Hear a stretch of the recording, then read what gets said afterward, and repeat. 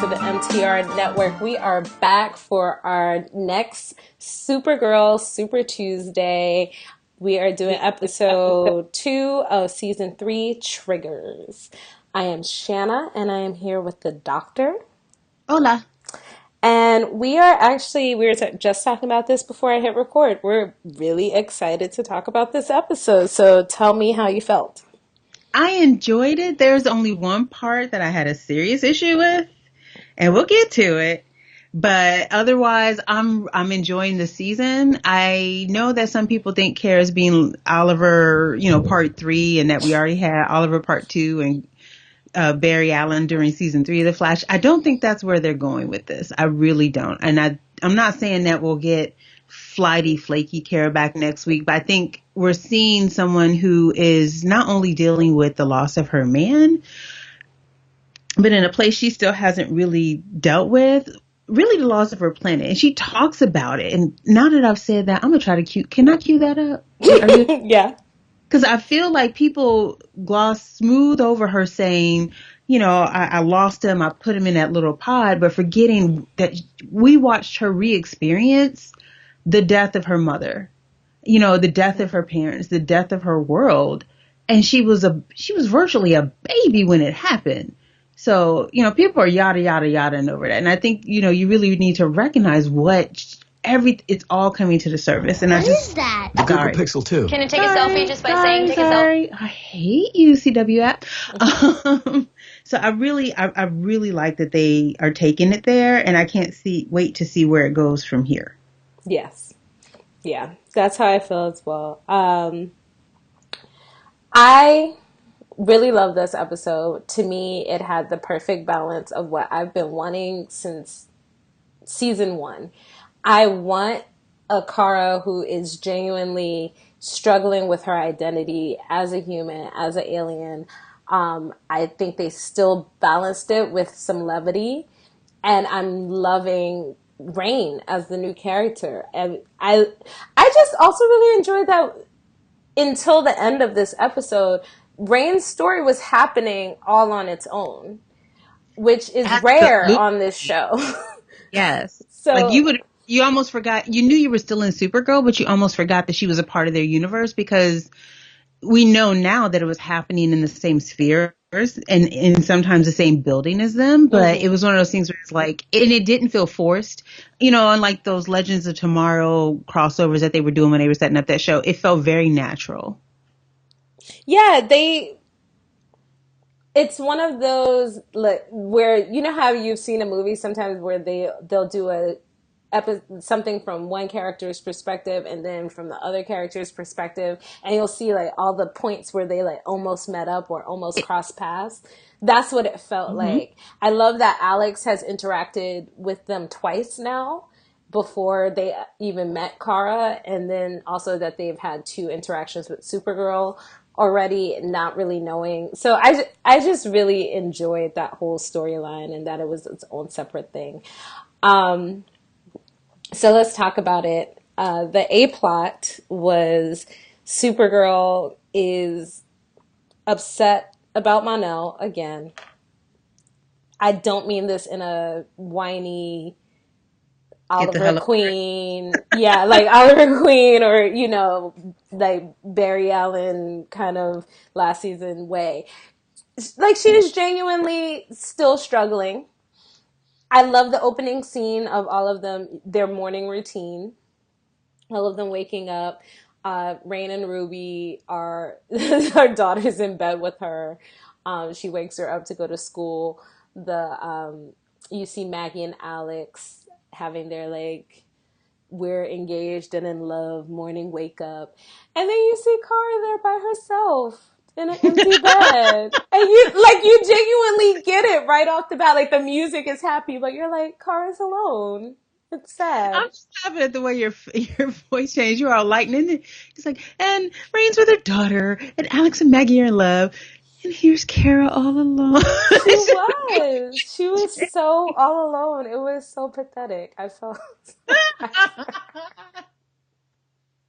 You laugh, but it was sad. So I loved it. Although I will say, even though Kara was alone, Kara did not have that little lonely ego that Rain put on that plate for her daughter. I'm gonna give her one little lonely ego on a plate. I don't know anyone that eats just one waffle. Right? Who has one eggo? She didn't put no syrup. She didn't slide no syrup next to her. Nothing. Just one lonely eggo on a plate. There's no butter. There's no jelly. I'm like, Nothing. dang. I was like, you couldn't do a side of bacon or nothing. I know you have a new job you're starting, but my God. Okay, so question: how old is Ruby? Because I She's was guessing about at least. 12. I was gonna say I was thinking middle school age. That girl can make her own food, you know. There's that too. There's that too. Because honestly, for a minute before the episode kept going, I thought she was side-eyeing the hell out of her mom. I was like, why you give me this dry-ass waffle? To which her mom could have responded, if you wanted some bacon, you could have made some.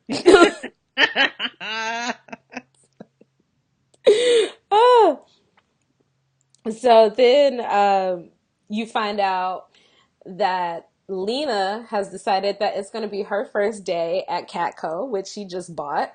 You know, as is her right, she owns it now. She can come in whenever she wants.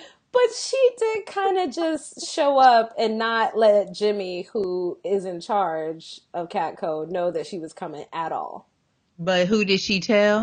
Told Cara. But even Cara, she texts last minute. Don't matter. Yeah.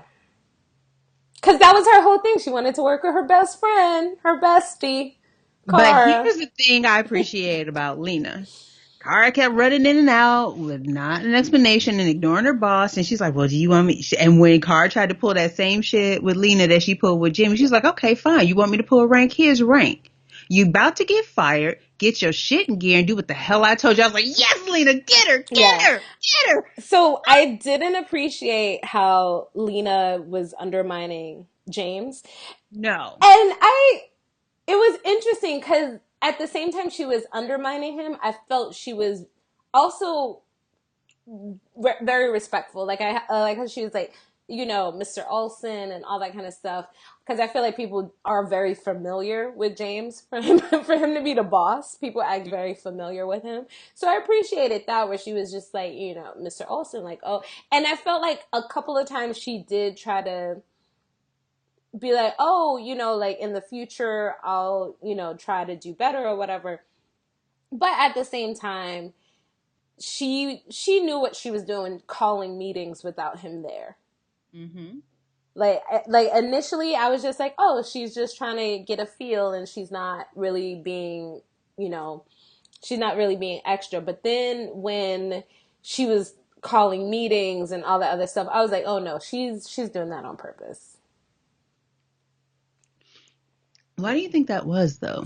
I don't know. And I don't know if that's just her way or if it's, I wonder if it's like I'm a strong woman and so, and I know how that can be perceived, so I have to like show up and show out kind of thing. Prove myself right off the bat. Like, I don't know. It's just, it felt weird that she was so antagonistic of Jimmy, because I feel like if she's Kara's friend, then she knows also that Jimmy's a good guy. I wonder if it was just a level of obliviousness, though. Mm-hmm. That's what I initially thought until she started calling meetings without him. But you know what? Honestly, working in the field I do, that's not so unusual. Mm-hmm. Where you'll meet with everybody, but then you'll want to meet with people as groups to get a sense of how they experience it. And sometimes the best way to do that is without their direct supervisor there. Mm-hmm. And so, honestly, I don't. It didn't bother me as much because it's not uncalled of or unheard of in my own field. So. Yeah. I think it was just, for me, it was more like she didn't let him know the meetings were happening. Like, so he was and he found out still not through her. He found out through Cara. Okay, let me get this off my chest and out of the way so we can just talk about the rest of the stuff we liked. Mm-hmm. And I put this on Twitter. I was like, okay, so Lena gets an apology for Cara's behavior the same day. And it's been how many days and she still ain't apologized to Jimmy? The fuck you say? No. I'm not okay. That was the only thing about this that bothered me. Not that she apologized to Lena, but that she still has not apologized to Jimmy. And I'm not saying they got to make them best friends, but again, he is still your damn boss, and you did come back to work. And I don't care that your best friend convinced you to come back. Yeah. You still owe that man an apology. I think we're just supposed to believe that she showed up at the bar and it's all good now. No. I want to see it on screen. Yeah, no, I'm with you. I think I was more annoyed at Lena disrespecting him this week. It seemed like we can't get a week that goes by without someone disrespecting Jimmy. I did tell Chris and Deepam that they're gonna have to find a new host if this keep up. I'm not doing this. Yeah, they just refuse to give this black man any sort of any credit for anything that he does. So, like we said, at one point, Lena has to pull rank on Kara because she's running around. So this is the thing that's interesting. Kara not only has become so, I'm so upset, I'm going to throw myself into my work, but now it's like we were talking about with the Flash, with Barry. Why are you answering regular old police calls? Let the police handle it. That's what they're there for.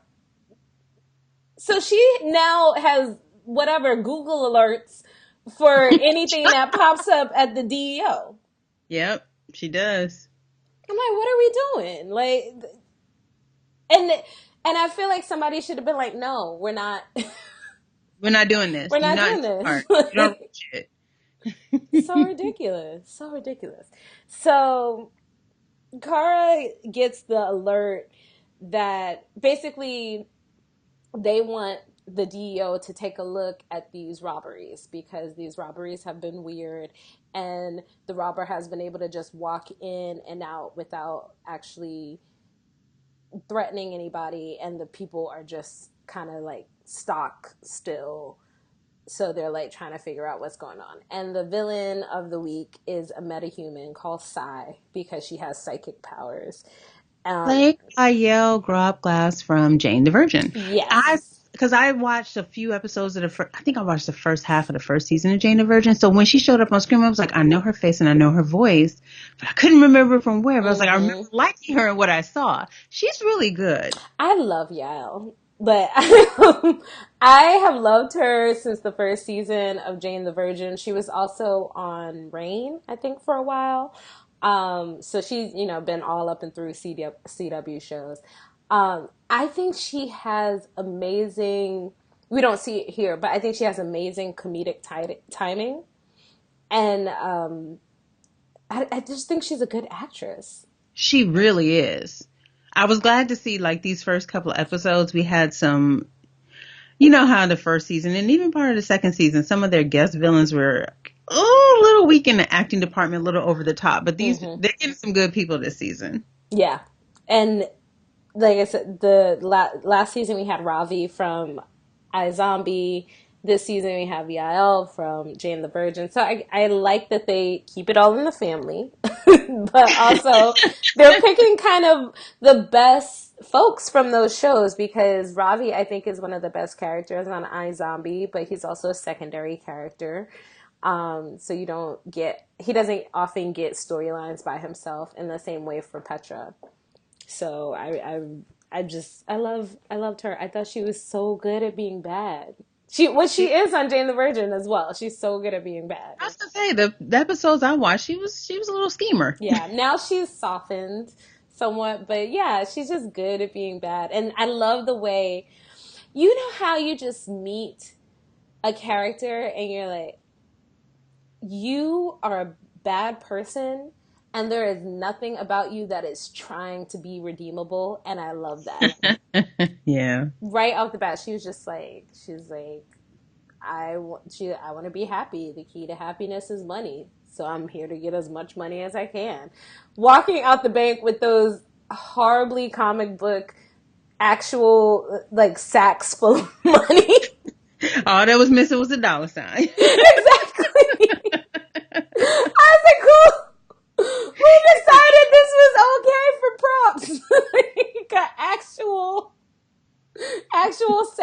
money. What are we doing? This is ridiculous. But I loved it. Oh, she's so I good. haven't seen an actual sack of money taken into the bank since I was a grad assistant all the way back in the late 90s. And even then the sacks, well, no, I did put, when I had to empty vending machines and take it to the bank, there were actually these brown sacks they gave us. So, but again, that was 20 years ago. Ridiculous. And they were tan and they looked like burlap bags. There was no dollar sign on them or anything. Sorry, completely. She has this power to make people see what they fear. Mm-hmm. And what we see immediately, or what we assume from what they're showing us, is that Kara she's feeling claustrophobic. And when she brings it up to Alex, she's like, oh, you used to get claustrophobic when you first got here. Like when you first moved in with us, you used to have panic attacks and feel claustrophobic. And so Kara's immediately like, that's a human thing. Yeah, bitch, you've been living as a human for a decade. Come on now. She's like, that's a human thing. That's not me. Sorry, that was me. But still, I'm serious. Stop being like that. Come on. I thought we had talked about this last week. Why are we regressing? Come on. Yeah, exactly. So I kind of like that she immediately tries to like brush it off. And I like that they're constantly bringing up this distinction between human. She doesn't want to see herself as human because human means feeling. Human means being weak. And so she's immediately like, nah. Nah, son. And I also like that she doesn't confide in Alex right off the bat. She immediately goes to Wynn. Who, I don't know why, he's such a snitch. He is, but no, she needed to be snitched on. It's like when it's like those after school specials where you're like, when the, person is like bulimic, but they only tell the best friend, and then you're like yelling at the best friend, like, you gotta tell an adult. Like that's how I felt. It was like two teenagers trying to keep the secret, and Wynn was finally like, I gotta tell an adult because this is ridiculous. So Wynn tells Alex, and they had a really great scene, actually a couple really great scenes between Kara and Alex. The scene in her apartment was really good. Also, completely off topic, but whenever Kara is just like in her apartment, they dress her in the most comfy looking clothes ever. I was clocking her little like booties, her little wool booties that she was wearing. They look so comfortable. just little plain great. I like if I was Melissa, I'd be like flipping through the script to see how many scenes I have in my apartment. Because those must be the most comfortable scenes ever. And then the other scene that I thought was really good was the second time that she has to face Sai, and she basically realizes that it's not herself in the pod that she's making her feel claustrophobic. It's Mon-El. And I have that clip. You ready? Yeah. It's okay. You're okay. No. It's him in the pod, not me. Mon-El? I killed him. I killed him. It was me.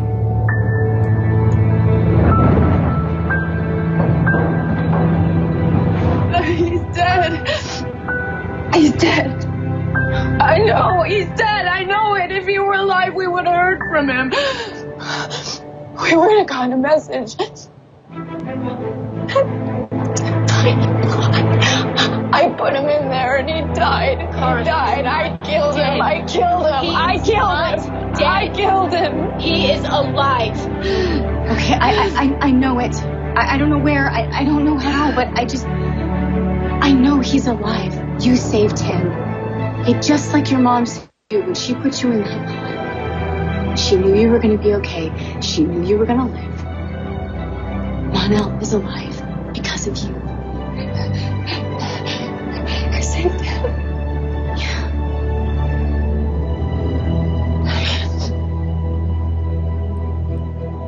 Alex. Go get her.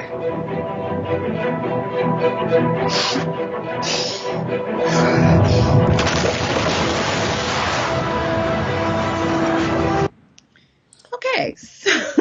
Look, you guys, I know that none of these CW superhero shows are probably going to win any acting Emmys, obviously.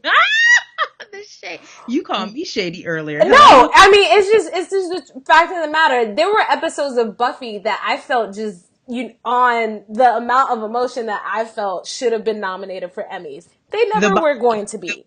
The body. The body, Yeah. like Should have been. there's the episode of Angel, the crossover episode where he becomes human, and then they have that whole scene when he's about to change back to a vampire. She's like, I won't forget. Tears. I remember, Legit I will tears. remember. And yes, I know that Buffy named the episode names. Come at me anyway. Yeah. So I'm just saying, we know that these shows are not going to get nominated for Emmys. For acting, anyway. They might for special effects or whatever. But not for acting. That doesn't mean these people don't deserve them. Because Melissa just acted her ass off in this episode. She did. You were just playing that scene, and I could picture every single moment. I was kind of like, all right, okay. Hey, girl. He's a loud girl, but you gonna be all right. Yeah, it got a little dusty up in here. I'm sorry, she was acting, like acting with a capital A out there.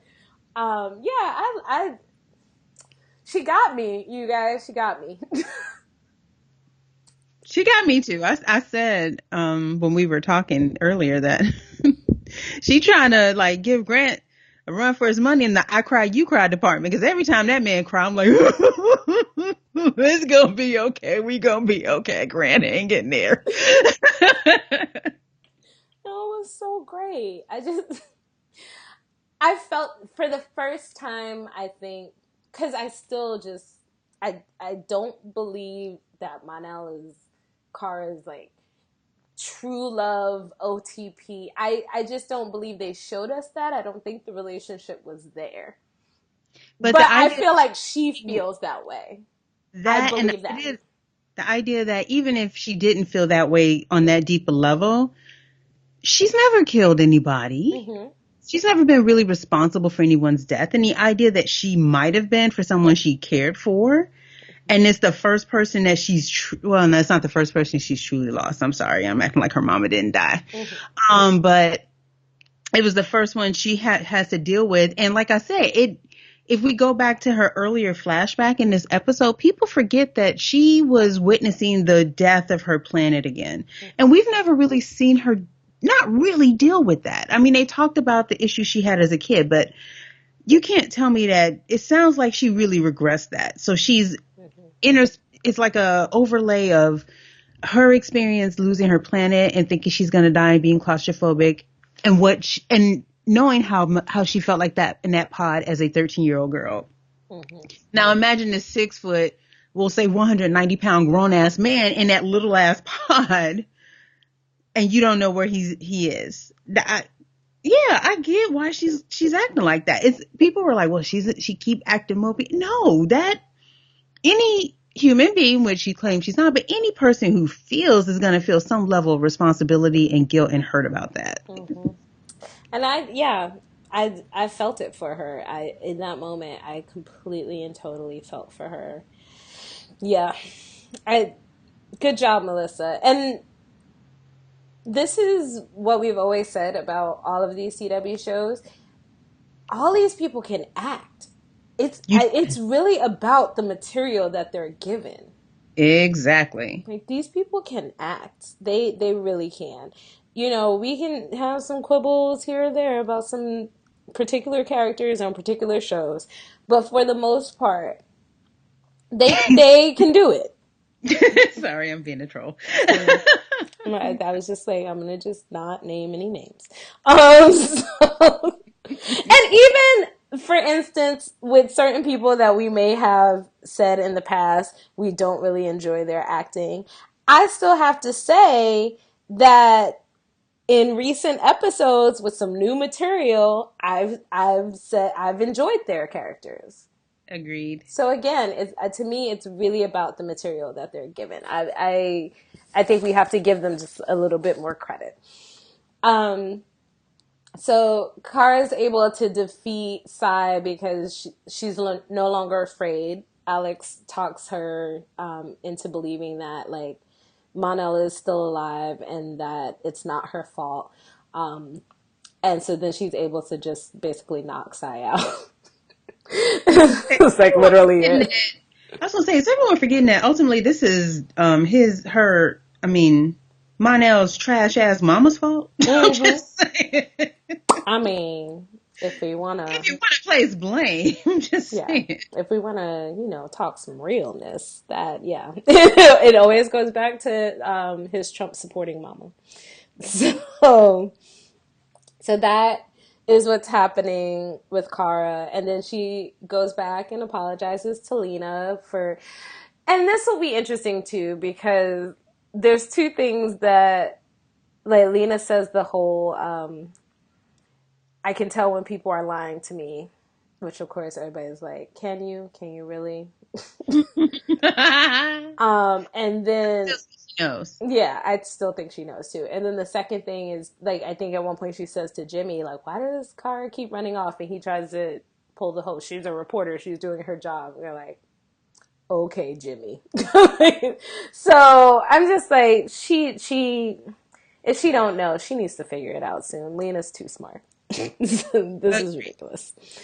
Get up on the Alex and Maggie thing because it was something so small, but it was so important. Mm-hmm. Oh yeah, so let's talk about Alex and Maggie, and then we can talk about Rain and Ruby, which are our couples that we started the episode with. So Alex and Maggie are arguing about whether or not to have a band or a DJ. The answer is always DJ. Just FYI, answer is always DJ. Nobody wants to dance to your cover band. Sorry. Or your iPod. Yeah, or your iPod shuffle. Shell out the money, get a DJ. Just putting that out there. And they're basically, I feel like Alex is so far, she's just kind of picking up the pieces behind her sister a little bit. Basically. But in a good way. I think she's there. She's being supportive. I think she's being also as supportive as you can be as somebody who is in the exact opposite position right now. Mm-hmm. Like your sister is upset because she's lost the love of her life. And you're like, I'm with the love of my life and we're about to get married. You can only be but so supportive, like even just your presence is going to have a little bit of taint to it. But then Alex has an interaction with Rain's daughter, Ruby, and that turns into her mentioning, oh yeah, I'm going to be great with our kids to Maggie. And Maggie's like... She does that white man blinking face. Yeah. She's like, no, to me she did the like conceited gif, like, sorry to tell you. I was like, this is not going to end well. At all. So Maggie don't want no kids, and nobody thought that this was a conversation that they should have. Hello? It's not like y'all in your 50s past childbearing age or in the throes of ending your childbearing age. Come on now, y'all. Yeah. And but I have a friend who's been in a relationship with her partner for a very long time. And I just found out that she's pregnant. She's like 6 months pregnant with twins. I just found out. Wow. I sent her because she wanted to do some like big announcement, but then didn't, and then now she's like just posting pictures where she's like clearly pregnant. So I like text my other friend like, was I supposed to know she was pregnant? Did I miss an email chain somewhere, a text chain, something? And she was like, "No, you didn't." She said she was gonna do a big thing, and she just forgot, and now she's just posting pictures. I was like, "Oh, okay." um, but yeah, I mean, they've been together for like years, and both knew that they wanted to have kids and all that kind of stuff.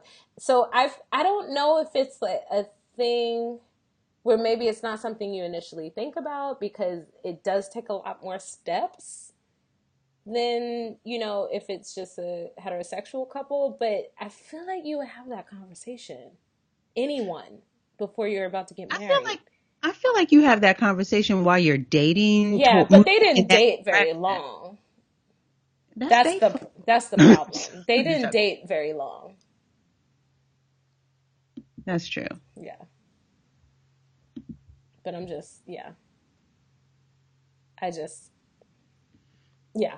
I just was like, I don't know why we're not having these like we sitting over here arguing over band versus DJ when we have a lot more important conversations to be having. Hello. So, Have you had the credit score conversation? I'm just kidding. exactly. That's a real ass conversation, y'all. If y'all getting into these serious relationships, talk about getting married, and you're not having conversations about credit scores and debt. And let me be very clear, okay?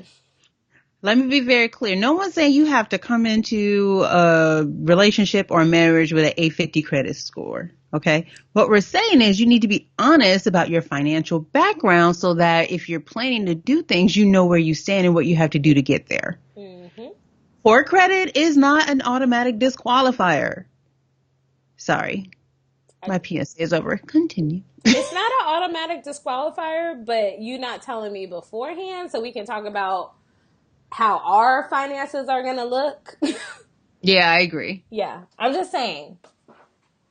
Just saying. Like when Chris Evans and I get married, I fully intend to let him know where I am in terms of paying off my loans. And if he wants to, complete that payment in a lump sum, that would be awesome. He doesn't have to. Like, I can't just leave me out there to hang. I'm not saying nothing. I appreciate As you. long as I get an invite to the wedding. Okay, I appreciate you. So that all happens. And clearly we know what's gonna happen. They're just slowly preparing us. I do like it was funny because I was reading this or watching this interview with Katie Lotz from Legends of Tomorrow, where she was talking about the whole thing that happened on the 100 with Lexa and Clark and Lexa's character dying and how it was such a big deal. And so she was like, I am just happy that happened because I know that they will never kill me.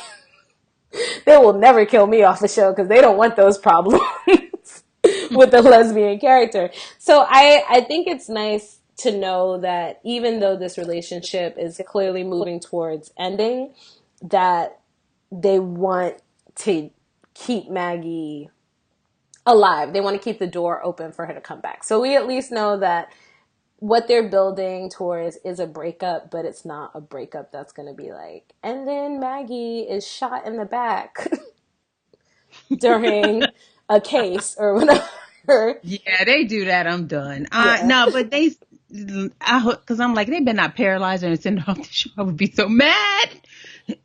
Yeah, no. Remember when they did that first season of Arrow with McKenna? Do you remember that? Wait, say again? McKenna Hall, she was played by Janina Gavankar, that actress. She was like the cop that Oliver was dating, and she got like shot in the leg or something like that. Are you talking about Arrow? Yes. Ma'am. No, but I'm saying, like, do you remember that this was first season? Okay, This was no. first season. Like, it was this character that Oliver was dating, and she was a cop, and she got like shot in the leg and was like really hurt and had to go off, active duty or whatever. And then, like, I can't remember. She was just like, I have to leave Starling City. Like, this is all getting to be too much. And that was basically how they wrote her off. And I thought, like, outside of Felicity, I thought she was one of the better relationships that he had. Like, it seemed like a relationship that could actually be a relationship. And it wasn't forced like him and Laurel and all that. So, yeah, I just had a flashback. They shot that poor woman in the leg and were like, shipped her off to nowhere. Kind of like they did Laurel's black friend at the legal No, aid. it was her and the black girl, and they were both women of color characters. And then Diggle's girlfriend slash sister-in-law also. Like, those were like all the women of color on the show, and they got rid of all of them. In the same season. I'm just saying it was kind of messed up.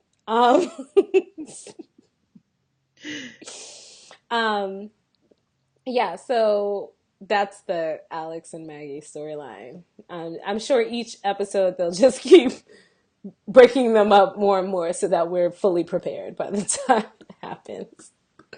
And finally, I guess her name is Samantha. I've been calling her Rain because that's the name of the character. Hold on before you go there. Did we talk about this? There's rumblings that there was a little bit of a flirty vibe between Lena and James. Your thoughts?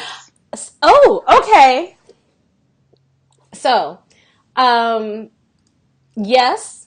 And I believe when we did our preview episode that I said that whoever was part of this shakeup with Catco, I thought that was going to be Jimmy's new love interest. So, yeah. I'm just saying, I can see that happening. Because that was the other weird thing. If you have listened to the preview episode that we did, I played the clip of Makad talking about getting a love interest. But he never said, like, someone new is joining the cast. He just said Jimmy gets a love interest. Mm-hmm. So, I mean, the options are literally Lena or New Girl. That's it. Those those are the options. So, I would not be upset if it was Lena Jimmy thing.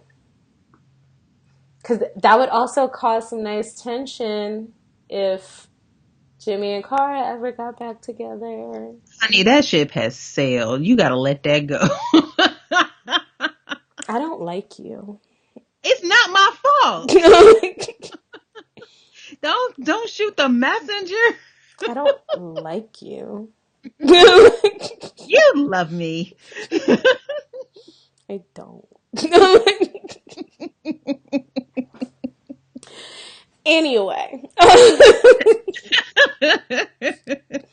Moving on. Yeah, don't be salty. So, like I was saying. I promise we will get back to this at some point. World Killer has a daughter who is Samantha has a daughter. Can we call her by her government? Well, we just learned her government at the end of the daggone episode.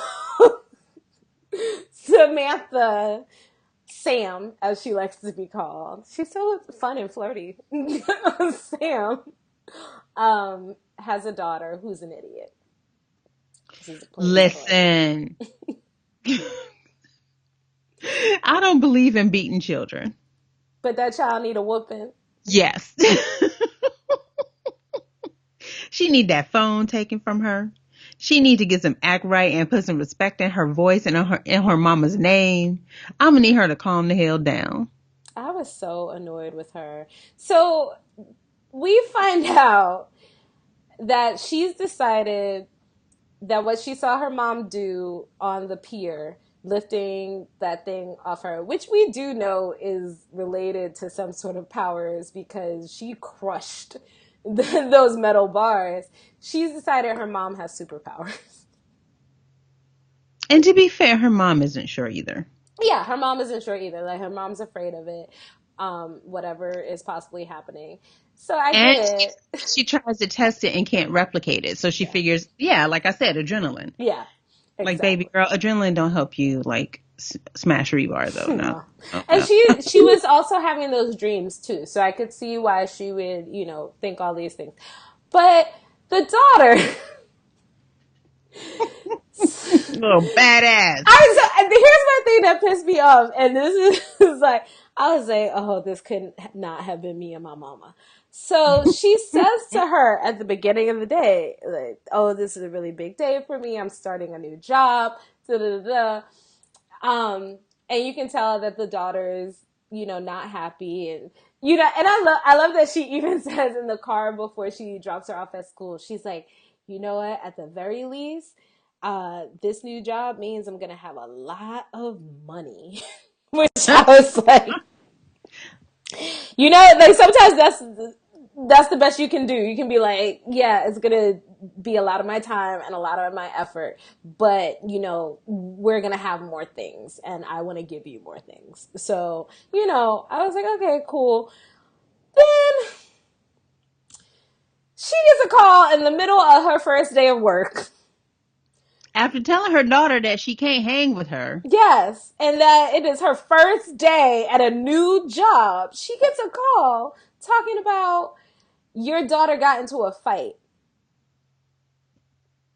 Y'all can't see my face right now, but really? Really? This is what we doing on my first day at a new job. Okay, this is what we doing. I love it because she comes in, and you can tell that her daughter is not the type of kid who gets into fights because like she's asking all the questions like, wait, what happened and who started it? Are you sure it wasn't, more of like a shove versus, and I love the black principal. She punched her in the face. Yeah. And Samantha was like, oh. Yeah. So that black woman principal is like, no, she acted a fool, and that's why you're here in my office. She went full WWE on someone else's child. Yeah. Like, we cannot have this. So I was like, the nice thing about it is the principal was like, this is unusual for her. Is everything okay? Did something trigger it? Mm-hmm. And I'm like, Samantha, you ain't got to tell her you lifted a whole tower off of her, but you do need to tell her that the girl was nearly crushed by a tower at the waterfront incident. Mm-hmm. Yeah, that actually, I was surprised she didn't say that. I do like how the principal asked the same question that I had. It's like, is there something going on with the daddy? Because I'm like, who's the daddy? I really want to know. Okay, I was about to be real petty and pull a Star Wars reference. There is no father. I carried him. I birthed him. I raised him. Sorry. Like, that's how I feel right now. I just want to know who the father is and what that relationship is like. If there is, and kind of the way she said it, I did almost think like, is the father dead? But I don't know. I feel like there's going to be more there, but yeah. Oh, it would be so amazing. And they're probably not going to do this. I think I said this last week, but I'm going to say it again. And if I said it last week, I'm sorry, I'm repeating myself. It would be so amazing if it turned out what? That Ruby is another one of the world killers. Yeah, that actually would be interesting as well. Yeah. I'm with you on that. I would not mind that at all. Yeah, so then they get home and Sam is on like typical mama, daughter's supposed to be in her room, all this other stuff. She goes in the room to check on her. She's gone. Little Miss Grown Fast Tail done walked out the house and went to a store with money. I'm like, with whose money? Because you too young for a job. And how you at 12 or 13 just gonna walk out the damn house and not tell your mama where you going? Where they do that at? All the whoopings. The whoopings. Like, don't Look, make me pull out my. I told you yesterday, there was a situation yesterday where I had to deal with some youth that I work with, and the only way I could get my message across was to send a text message. I was sending the angriest text messages. Like I was typing angry. you That's were how I felt. literal, you were the literal embodiment of that Kermit me. Yes, I was like just angry typing every single thing. And my coworker was like, breathe. I was like, like that's how I felt when she left out that house. I was like, and now she's texting her. She got to text her. I would Talking find about my some mama come phone. save me. I'm like, you better call 911 to come save your ass, because once I find you, it's all over. I would have been like, you better call a superhero. Like I was so angry with this child. So then, okay, so it gets worse. So she is sitting at this cafe, and then here comes Sai, just starting up all this mess on the street because she's trying to rob an armored car. And because That's she's, the thing you do, apparently. yeah, full of sacks of money. And so she has everybody so afraid and everything that these, people are getting into accidents. And the daughter decides, it made me so mad. She decides she's gonna text her mom, help, come save me, and then walk directly into the chaos. Like, come save you. Didn't you mean to send this to like, the police department, to the EMTs? You get them when I find you. I was so angry. I was so mad at wow. this child walking directly, just all sure-footed, walking directly into the madness. Let me tell you something. I wish my kid would. I'm not even home, and that boy texts me like, "Mom, this is where I'm going." Don't you ever walk out the house like you've grown without a plan for me knowing where you are? You are nuts. Ugh, I've never been so angry. So she like walks out into the fray like an idiot. Her mom gets there. I can't remember, why had she fallen down? Oh, that ball, the wrecking ball, is swinging all over the place. And Okay, so, go ahead. people, and then as it swings, it's like hitting like cars and other, standing issues, that's sending debris flying everywhere. Yeah. So I think she winds up either trying to duck it or getting knocked over or trying to get out of the way of something, and does the white woman in the horror movie Woods thing and trips over her. I don't know. Yeah, so she falls down. So when her mom gets there, she's on the floor, and her mom's doing the whole like, are you okay? Da, da, da, all this stuff. And then this giant wrecking ball is literally about to fall on them. Which, I mean, I hope had it actually hit them that, they would have been okay because whatever powers might have manifested. But also, she wasn't even looking up. Like, she No, didn't even know that they were in danger. no, Ruby didn't. Sam did, because she put her arm over their face. Okay. Like, it's that reflexive thing. Like, this isn't going to do anything, but But I'm going to protect my child by putting up one it's arm. Yes, yeah. When you hit the brakes, I do this no matter who's in that passenger seat. I've done it with grown men over there. If I hit the brake and I feel like we're braking too hard, automatically, without thinking, my arm goes out. Not that my arm is going to stop a 200-pound man from going through the window, but it's a reflex. Yeah. So before anything can happen, of course, Supergirl comes flying through. Handling her business. Saves, this dumbass child. And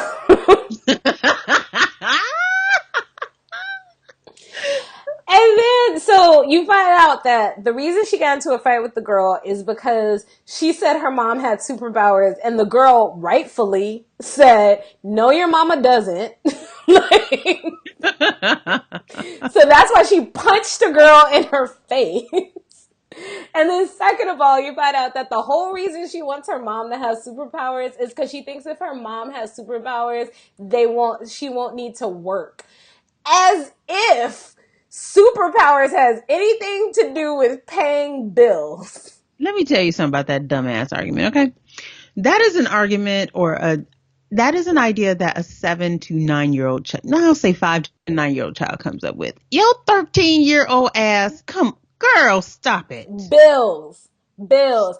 Do you Man, think, who do they think Supergirl's collecting the check from? The DEO?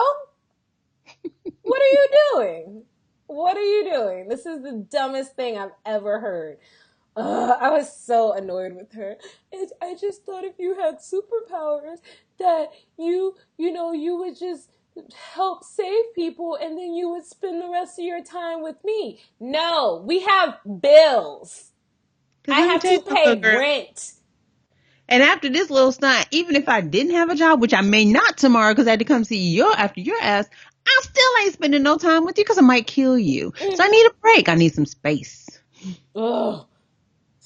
Children, I cannot. I've never been so annoyed with a child, except for yesterday when I was sending out those angry text messages. Um, so then, yeah, basically she explains to her that they have bills and she needs to go to work. Because that's how it works. Yeah, and she needs to get over it. And then we see Sam go to her job, which turns out is she's going to be the one in charge of L-Corp while Lena is getting Catco together. So that is her job, which is incredible. I don't know what she was doing before, but that is an incredible leap up in positions. Like you're basically the CEO, the interim CEO. I just feel like whatever position she had before this job, she was probably working a ton of hours too. Probably, which is where some of this is coming from. Yeah. And, I won't say that baby girl wasn't like, well, damn, now you're going to be working even more hours. Mm-hmm. I mean, I get it. I'm just like, I get the feeling of, oh, blah, blah, blah. I want my mom to be around more. But what I don't, what I do not like or understand is I'm gonna walk directly into danger, hoping that my mom's superpowers that we don't know if she has will kick in. You're too old for that. She's just too old for that. Oh, I agree. I absolutely agree. Ugh. So that just made me angry. And then she tries to go bend what was it, a crowbar? No, yes, it was a crowbar. Yeah, so she tries to go bend it to see if she has powers, and she's not able to bend it. So I don't know. What do you think that means? I don't know, but I'm curious to find out. I got nothing. I don't, because technically, when it happened before, it was an adrenaline spike. Mm-hmm. Ooh, okay, no, never mind. I feel like they already announced that this character will be Rain, but all I could think was like maybe Ruby's Rain, and Sam is her protector. I'm just going nuts. Let me stop. I mean, it could be. I mean, it could. I mean, that would be a nice twist. Also, I feel like the yeah, I feel like it would be a good twist too because I feel like casting does get announced so quickly that maybe they could have like thrown that out there to throw people off. I don't know. Yeah, casting news definitely makes it harder to be surprised by what's coming up, especially if you're somebody who just is part of this world and you're always seeing it whether you want to or not. It does make it hard. Want to go? Do you have any more thoughts on the episode before we go to comments? Yes, John. We're getting a John-centric episode next Oh week. yeah. They tacked that on there so like randomly at the end. I was kind of like, but I do like it. I like that how they're leaving little cliffhangers at the end of each episode. Yeah, that's Little awesome. moments. So yeah. So Magan showed up and told him he has to come to Mars. Which also, how does that work? Like we never seen John just like go up into space. Like he's gonna need some sort of device or something to get him there. Or will he? I'm just saying we haven't seen it before where he's just like, I'm gonna fly off into space. Dun, dun, dun. Okay, so feedback. Sherrod, I thought the episode was all right. Kara hopefully gets over Monel. Sucks what happened, but not much else you can do. It should be painfully obvious why Alex doesn't get married. Red flag material there. Agreed. Again, we said, how did this just now come up? Wow, how? Because how many months has it been since Monel has been gone?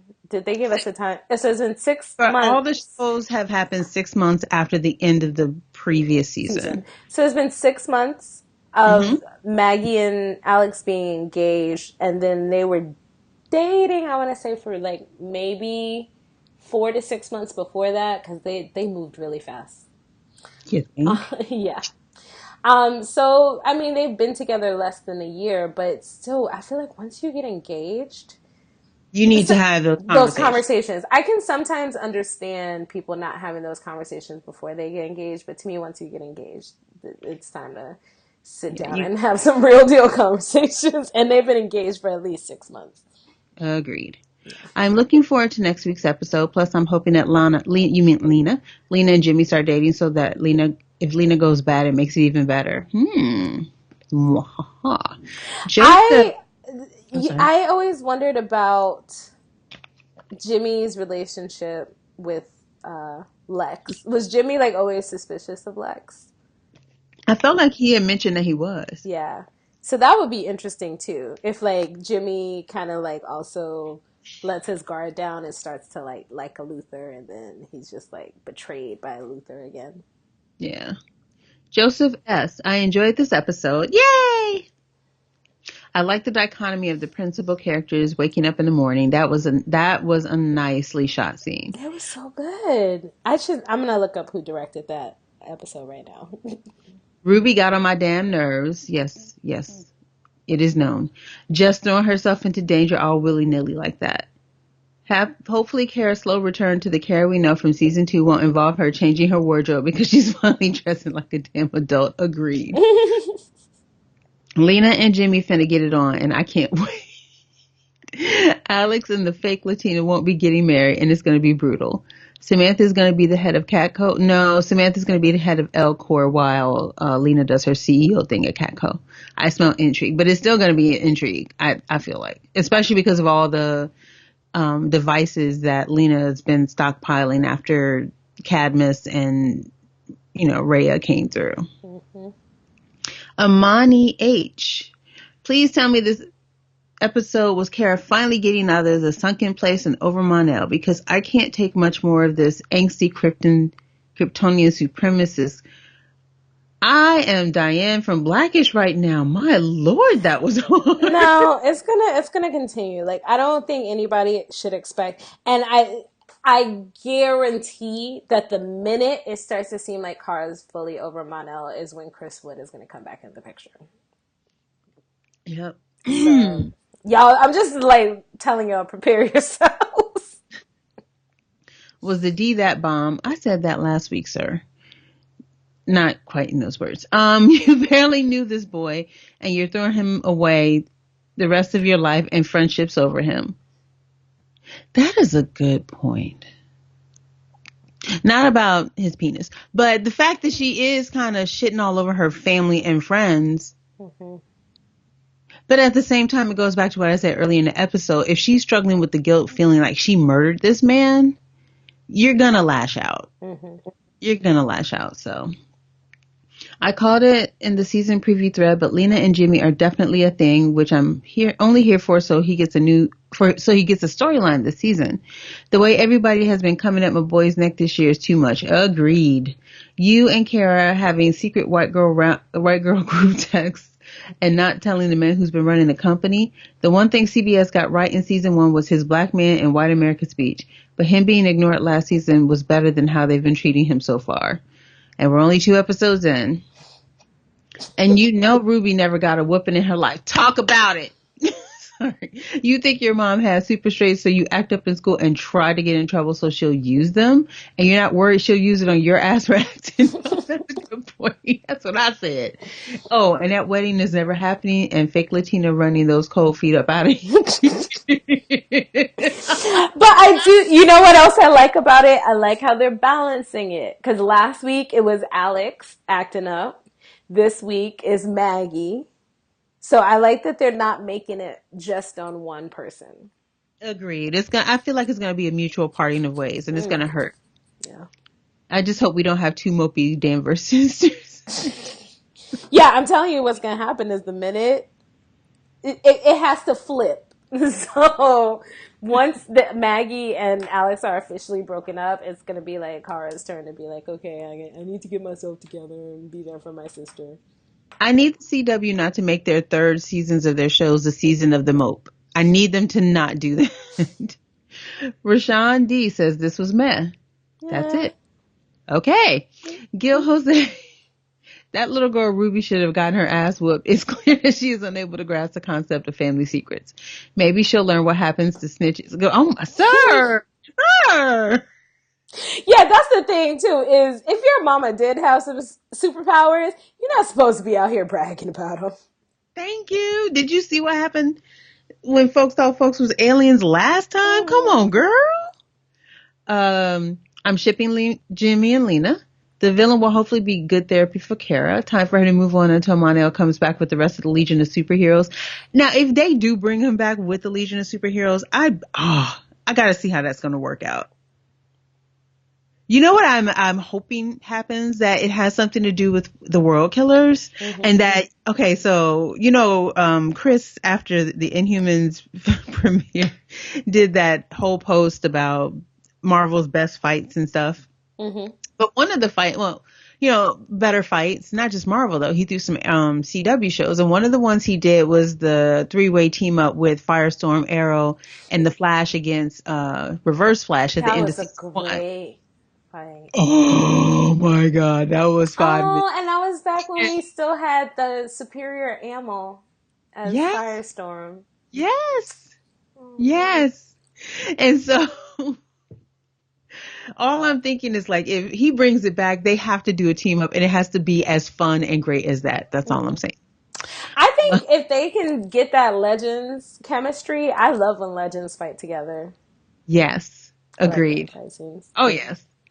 If Kara had quickly knocked Sai out in the bank vault instead of the typical heroic exposition, you're monologuing again. Sorry, I had to quote Froze on there. The episode may have gone better and less innocent people hurt. I don't think the writers take advantage of her land speed ability. While not as fast as Barry, is definitely a tactical advantage that she underutilizes. I will agree, because in the crossover, that was really a bunch of guest spots from last year, which I enjoyed. That's not a knock, but they were really guest spots. When she was chasing Barry, she wasn't outpacing him, but she wasn't that damn far behind him either.